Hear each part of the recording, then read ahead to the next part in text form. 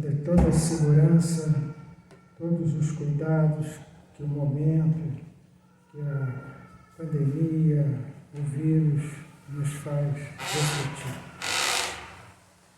Aqui à mesa temos 4 livros, estou selecionando um, que é o livro Fonte Viva. Vou abrir esse livro, todo ele editado pelo Espírito de Emmanuel, psicografado pelo nosso querido e inesquecível amigo Francisco Cândido Xavier. A página que eu abri está contida uma passagem que quem nos falou foi Jesus. Segue-me e deixa aos mortos o cuidado de enterrar os seus mortos. Jesus. Quem nos falou é Mateus. E Emmanuel nos trouxe. Acorda e ajuda. Jesus não recomendou ao aprendiz deixar seus cadáveres, cuidar de enterrar os cadáveres. Enfim, conferir seus mortos o cuidado de enterrar os seus corpos. Há, em verdade, grande diferença. Cadáver é carne sem vida, enquanto o morto é alguém que se ausenta da vida. Há muita gente que perambula nas sombras da morte sem morrer. Transfugas da evolução cerram-se entre as paredes do própria mente, cristalizados no egoísmo ou na vaidade, negando a partilhar a experiência comum. Mergulham-se em sepulcros de ouro, de vício, de amargura e ilusão. Ser vitimados pela tentação da riqueza, moram em túmulos de cifrões. Se derrotados pelos hábitos perniciosos, encarceram-se em grades de sono. Se prostrados pelo desalento, dormem no pranto da bancarrota moral. E se atormentados pelas mentiras com que se envolve a si mesmo, reside sobre as lápides dificilmente permeáveis dos enganos fatais. Aprende a participar da luta coletiva. Sai cada dia de ti mesmo e busca sentir a dor do vizinho, a necessidade do próximo, as angústias do teu irmão e ajuda quando possas. Não te galvanizes na esfera do próprio eu. Desperta e vive com todos, por todos, para todos, porque ninguém respira tão somente para si. Em qualquer parte do universo, somos usufrutuários do esforço e do sacrifício de milhões de existências. Se damos algo de nós mesmos em favor dos outros, pelo muito que os outros fazem por nós. Recordemos desse modo o ensinamento do Cristo. Se encontrares algum cadáver, dai-lhe a bênção da sepultura, na relação das tuas obras de caridade. Mas em se tratando da jornada espiritual, deixa sempre aos mortos o cuidado de enterrar os seus mortos. Na página, na lição 143 do livro Fonte Viva, Acorda e Ajuda. Vamos orar. Querido Jesus, muito obrigado, mestre amado, pela oportunidade de estarmos nesta casa importante, tão significativa para todos nós, nos envolvendo com as nossas emoções e sentimentos. Pedimos que envolva em especial o nosso querido irmão, que vai nos falar na tarde de hoje, dando início a esse ciclo de estudo, de palestras, que vamos realizar sempre aos sábados, às 16 horas. Com a certeza, Jesus, que tu estás conosco, que os amigos espirituais nos envolvem, nós pedimos permissão para dar por iniciado o encontro da tarde de hoje. Graças a Deus.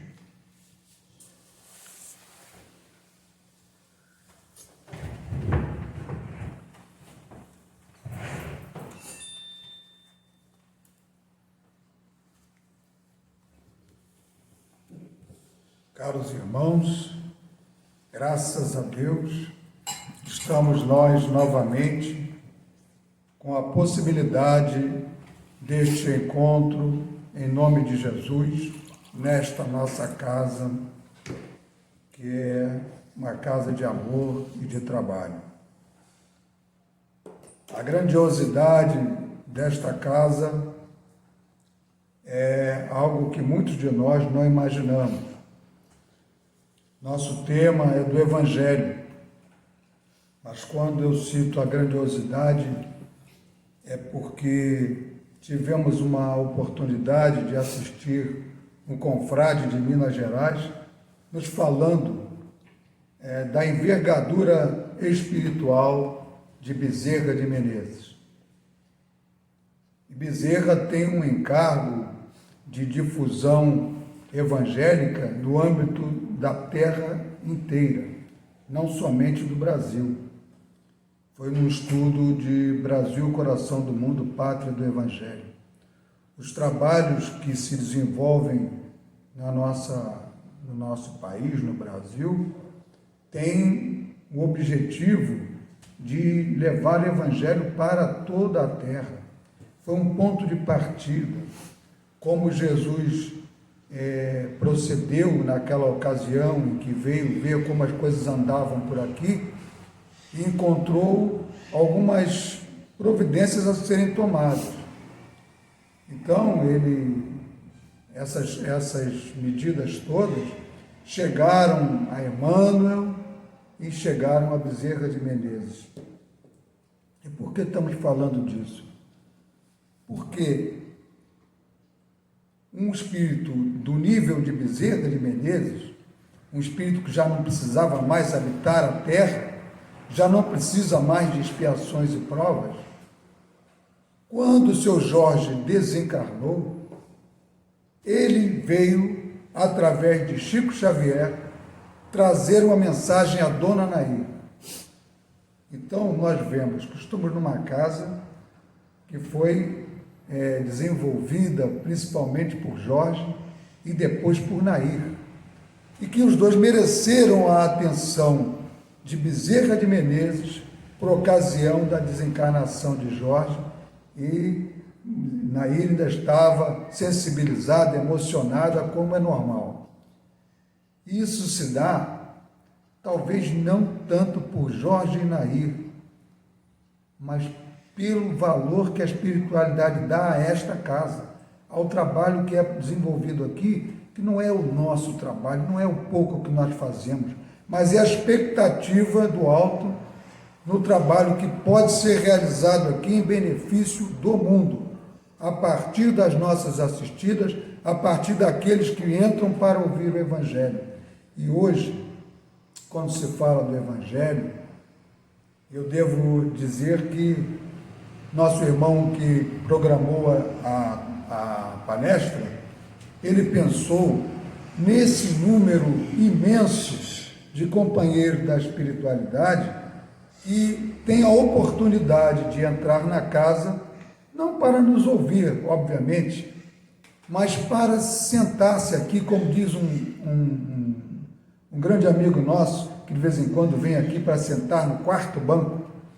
Ele vem para recarregar suas energias quando não está muito bem, mesmo com a casa sem palestra, sem nada. E quando precisa, ele vem. E inúmeros outros estão vindo para justamente sentirem as vibrações que a espiritualidade traz até nós. São esses espíritos amigos desse estofo Bezerra de Menezes e tantos outros que trabalham para nós anonimamente, que nós vamos rever o capítulo 5º do Evangelho segundo o Espiritismo, que fala da justiça das aflições. O capítulo é Bem-aventurados os aflitos. Mas nós vamos começar com anotações de Mateus e de Lucas, em que Jesus se refere a nós assim: Bem-aventurados os que choram, pois que serão consolados. Bem-aventurados os famintos e os sequiosos de justiça, pois que serão saciados. Bem-aventurados os que sofrem perseguição pela justiça, pois que é deles o reino dos céus. Esse quem anotou foi Mateus, está no 5º capítulo, versículos 4, 6 e 10. E também Lucas registra: bem-aventurados vós que sois pobres, porque vosso é o reino dos céus. Bem-aventurados vós que agora tendes fome, porque sereis saciados. Ditosos sois vós que agora chorais, porque rireis. Lucas, capítulo 6, versículos 20 e 21. E ainda também Lucas, capítulo 6, os versículos 24 e 25, diz assim: mas ai de vós, ricos, que tendes no mundo a vossa consolação. Ai de vós que estáis saciados, porque tereis fome.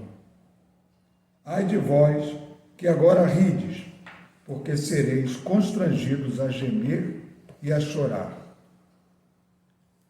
Sobre esse tema, o Kardec então faz um comentário e que vai nos levar a pensar nos problemas que nos afetam, que nos afligem, nos problemas que nós vivenciamos, nós encarnados e desencarnados, todos nós. E ele parte da importância de nós entendermos a justiça das aflições pelo entendimento da continuidade da vida, pelo ponto de vista da vida futura. Nós precisamos de compreender aquela lição que Jesus nos deixou.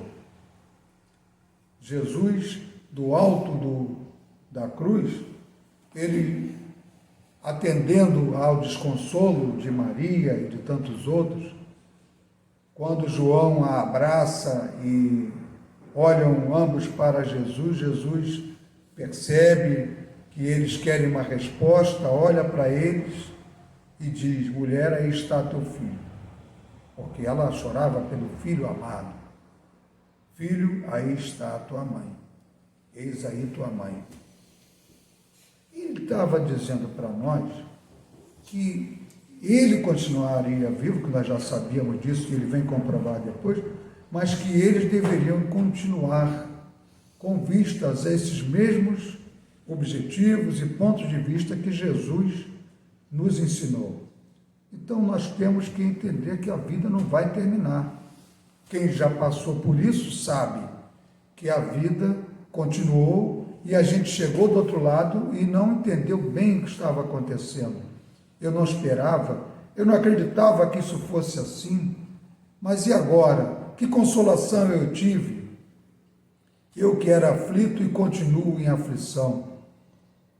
Eu que ria sem saber que teria essa continuidade, agora me vejo punido. Sobre a aflição, Jesus nos ensina, e Kardec esclarece precisamente, que a consolação que vem para o aflito não é a consolação ao desesperado, a consolação a quem está em desespero, é a consolação a quem compreendeu a aflição. Porque aquele que se desesperou, aquele que por falta de fé, de entendimento, se exacerbou e se exasperou, melhor dizendo, e ficou numa aflição de desespero, esse não encontra consolação porque perdeu o equilíbrio emocional. O Senhor indica que nós devemos ter o equilíbrio. Bem, estou em aflição, estou passando por uma situação dificílima. Agora eu preciso compreender a vontade de Deus. Preciso entender a vontade do Pai. Muitas vezes nós perguntamos a Jesus: por que não fazemos assim e resolvemos tudo? Como no passado, se não estou enganado, foi Tadeu: Senhor, por que não reunimos todos esses que fazem mal e promovemos a sua transformação? Dizemos a eles que é preciso fazer o bem e com teu poder poderemos transformá-los. Jesus serenamente responde para o discípulo: por que motivo, por que razão não procede Deus assim. Por que Deus nos coloca nessas situações e de uma forma milagrosa, mágica, de uma forma instantânea, Ele não promove a transformação do mundo? Por que Ele estabelece que a gente vai se desenvolver e vai crescer, evoluir lentamente?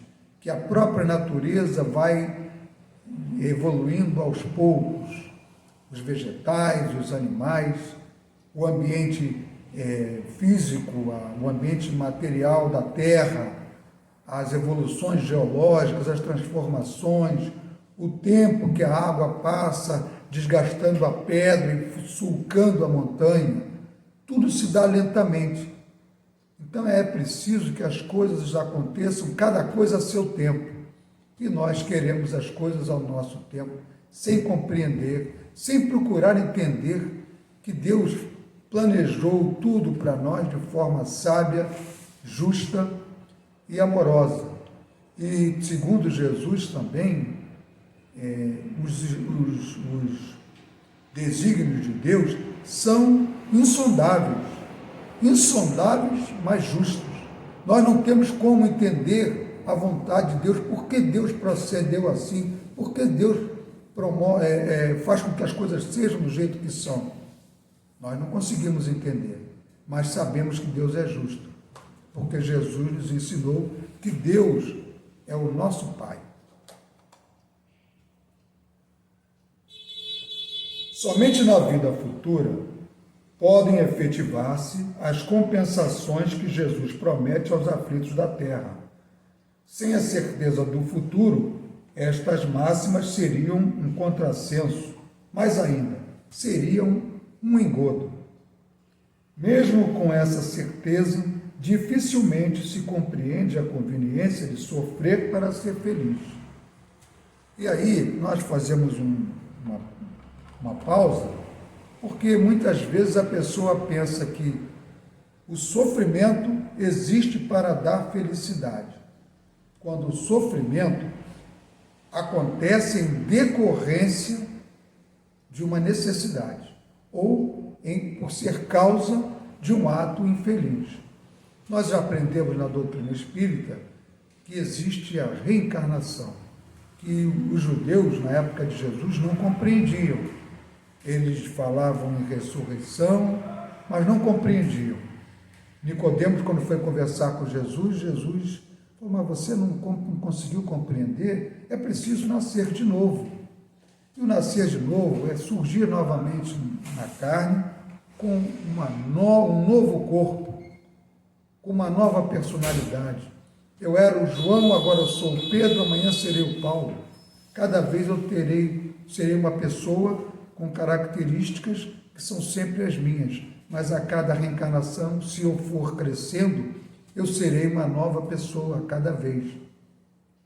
Então, quando eu reencarno, eu venho passar uma experiência de aprendizado, é a necessidade evolutiva.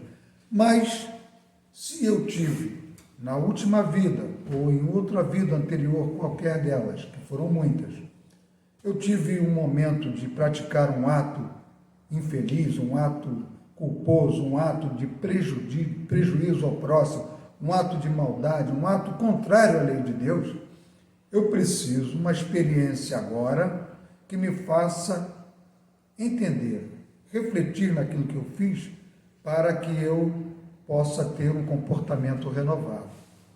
Teve uma experiência aqui na casa há muitos anos, quando nós tínhamos uma sopa que era servida numa outra dependência nossa e que atendia-se os irmãos que estavam vivendo em situação de rua. E vinham muitos deles tomar uma sopa aos sábados. Depois a sopa passou a ser diária, de segunda a sábado. Numa dessas ocasiões, um deles nos pediu um remédio para colocar na sua vista, que estava inflamado, ele estava com o olho todo ruim. Os olhos estavam todos cheios de inflamação. E ele pediu, eu falei: meu irmão, nós não temos o remédio. Vamos pedir, você vai sair daqui e vai buscar o atendimento médico, numa unidade das unidades de saúde, mas nós temos aqui o recurso da oração, tenha confiança em Deus, isso aí vai passar, mas você vai buscar o recurso médico. Nós não temos como tratar e nem temos um remédio, nem poderíamos dar remédios indiscriminadamente. E aí ele parou, olhou para mim, eu sei por que isso está acontecendo. E se referiu a um passado recente desta atual reencarnação dele e falou que ele cometeu alguns erros muito graves e que agora ele estava colhendo, que ele agora estava doente, precisando do remédio e não conseguia, que ele tinha feito outros passarem por situações difíceis e que agora ele estava colhendo os frutos do seu erro. É um caso de raríssima compreensão, mas certamente a espiritualidade o inspirou a entender o que se passava com ele naquele momento, que aquela recusa do medicamento, que não era uma recusa no sentido de não querer dar, não querer contribuir, não querer ajudar, mas era diante da impossibilidade, o momento não permitia aquilo. Então ele se viu diante de uma frustração na obtenção do alívio para a sua dor física, quando ele tinha causado dor aos outros, e veio aquilo à lembrança dele, por misericórdia divina, através de um amigo espiritual, certamente, porque nós não sabíamos e não dissemos nada a ele. Não falamos de reencarnação, não falamos da necessidade de resgate, nada disso. Então, a gente passa por uma situação em que a gente sabe que cometeu erros e futuramente vamos encontrar nesta mesma existência ou numa existência futura a expiação do mal praticado e a prova de que nós já estamos um passo adiante, que já aprendemos que não devemos praticar o mal. Também podemos estar agora expiando uma falta do passado. No nosso caso, dos que estão presentemente encarnados, a falta é da atual reencarnação ou de uma reencarnação anterior. No caso de nós virmos a sofrer no futuro, certamente terá sido falta anterior nossa, porque nós não estamos aqui pensando na possibilidade de reencarnarmos no futuro e continuarmos a recalcitrar, continuarmos a ferir as normas do Pai. Nós pretendemos, todos nós que estamos aqui aprendendo, por mais que ainda não tenhamos feito a devida transformação, mas nós não temos essa perspectiva. Não, na próxima encarnação vou cometer erros. Não, na próxima encarnação eu nem penso, não consigo imaginar isso, porque eu estou profundamente envolvido com os problemas que eu tenho que vivenciar agora. E eu preciso entender que todos esses problemas são causas justas de aflição. Que Deus é bom e justo, soberanamente bom e justo. Vamos escolher mais um trecho.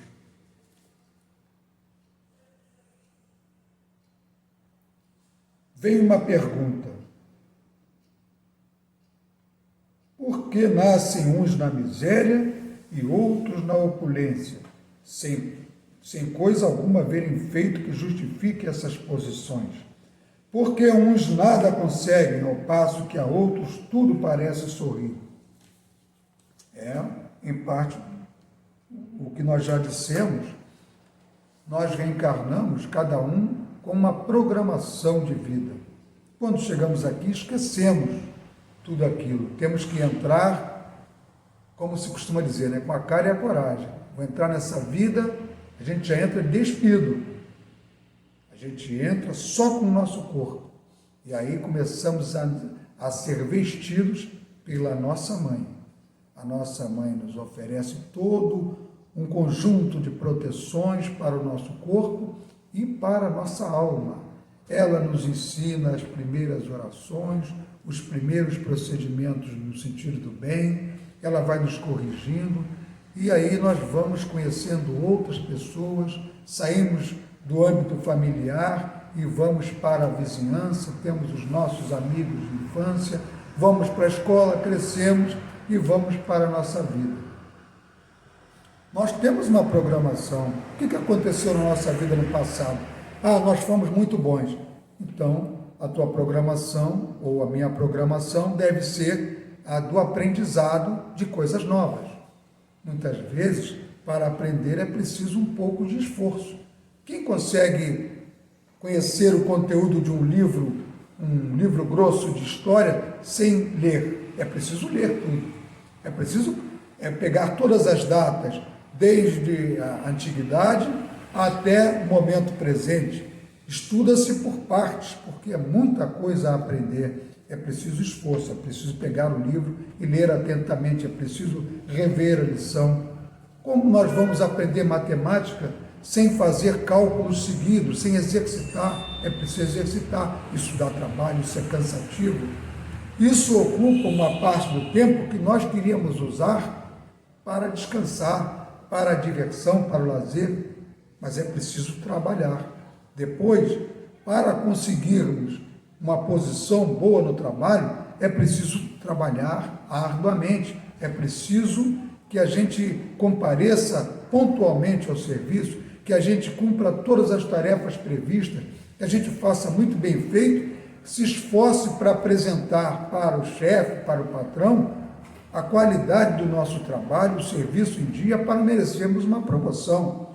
Então, tudo que nós fazemos na vida para crescermos, nós precisamos de trabalhar, de fazer esforço, de dedicar horas e horas a uma determinada atividade que nos traga o benefício que nós estamos procurando. Para que haja entendimento entre as pessoas, é preciso o sacrifício do nosso orgulho, é preciso ter paciência, é preciso agir com humildade, com boa vontade, com discernimento, com bom senso, paciência. Eu tenho um amigo, muito amigo meu, ele. Talvez ele seja mais meu amigo do que eu dele, porque eu não sou uma pessoa assim, muito amistosa, não. Mas esse camarada é muito meu amigo. E ele sempre, quando ele vê que a gente está num momento diferente, ele começa com a história assim: paciência, meu amigo, paciência, meu irmão. Chega ele falar de paciência, mas é porque eu não tenho paciência. E aí ele vem me socorrer, lembrando que é necessário paciência. E eu estou dizendo isso porque nós estamos falando do assunto, e se eu fizer uma aqui de passar uma imagem de que eu sou paciente, eu estaria enganando, não tenho paciência. Tem que trabalhar a paciência. Então eu preciso de situações, de vivenciar situações e que minha paciência seja testada. Então vem alguém e testa a minha paciência, faz alguma coisa que exige de mim uma providência, uma atitude que provoca em mim uma reação. E eu tenho que parar, observar o que se passa, compreender a situação do outro, dizer assim: calma, vamos com calma, porque não é assim que se faz. Por favor, vamos ver o que se passa. Pode ser de outra forma? Tá bom, então vamos esperar um momento mais adequado. Enfim, tenho que ir dando respostas adequadas e ir me acalmando, exercitando a paciência. Já pensou se Jesus não fosse o mestre da paciência? Além de ser o mestre do amor, da humildade, da caridade, da alegria, também mestre de paciência, para aturar tudo aquilo que nós fazíamos, porque há 2000 anos nós éramos assim também. Nós éramos exigentes, achávamos que tudo deveria ser resolvido da nossa maneira, e Jesus ia com calma, conversando com cada discípulo. Às vezes eles estavam lá conversando, num canto, discutindo um assunto, Jesus ficava ouvindo, depois ele olhava e alguém falava: Senhor, isso assim, assim. Aí ele falou: meu filho, temos que observar isso, a vontade do Pai, fidelidade a Deus. Fidelidade a Deus era uma expressão que Jesus usava, que nos leva sempre a refletir no quanto nós somos fiéis a Deus. Fidelidade a Deus, fazer a vontade do Pai. E certamente o Pai não nos oferece nenhuma dificuldade na realização dos nossos trabalhos, na realização dos atos da nossa vida. Deus não dificulta nada. Todas as dificuldades são problemas nossos. E Jesus ainda nos fala assim: eu esqueci o texto completo, mas tem. Ele diz assim: meu fardo é leve, meu jugo é suave. Aprendei comigo, que sou brando, que sou manso, meu fardo é leve, meu jugo é suave. E Jesus, ele que é um com o Pai, ele que faz a vontade de Deus, naturalmente procede para conosco da forma que Deus espera que cada um proceda com relação ao seu próximo. Então, quando Jesus nos diz isso, nós sabemos que Deus nos oferece sempre um fardo leve, dentro da nossa capacidade, mas dentro da nossa necessidade de exercitar. Ninguém vai para uma academia pegar algum peso para fazer exercício, para pegar um peso menor do que aquele que exija esforço. Nós vamos lá, encontramos um aparelho e procuramos pegar alguma coisa que seja um pouco pesada. Bom, agora eu vou fazer força. Vou fazer força porque eu quero que meus músculos se fortaleçam. É preciso fazer força. Então, Deus nos dá experiências para que nós façamos a força da alma, a força do coração, a força do bom sentimento, a força da compreensão, a força da atenção com o próximo, fazendo com os outros o que fazemos, o que queremos que os outros façam conosco, nós vamos acertar. Deixando de realizar contra os outros aquilo que não queríamos que os outros fizessem contra nós, vamos acertar. Então, são essas ideias que nós precisamos lembrar, que nós queremos deixar nesta tarde, que nosso estudo é de apenas meia hora, e nós vamos, então, chegando ao término, com essa compreensão. Nenhum de nós está em sofrimento eterno. Nenhum de nós está em aflição interminável. Todos nós somos espíritos imortais a caminho da luz. Todos nós somos filhos de Deus. Todos nós temos o Cristo como nosso irmão maior. Somos herdeiros de Deus, co-herdeiros de Deus com o Cristo, a Severo Emmanuel. É uma lição que a gente repete, porque ela nos dá a ideia da importância de quem já consegue entender Deus, nosso Pai, entender a vontade de Deus, conhecer o Cristo nos detalhes que já nos são trazidos pela doutrina espírita. Que Jesus permaneça nos abençoando e que possamos levar para os nossos lares a paz que o Mestre nos oferece nesta casa. Que assim seja.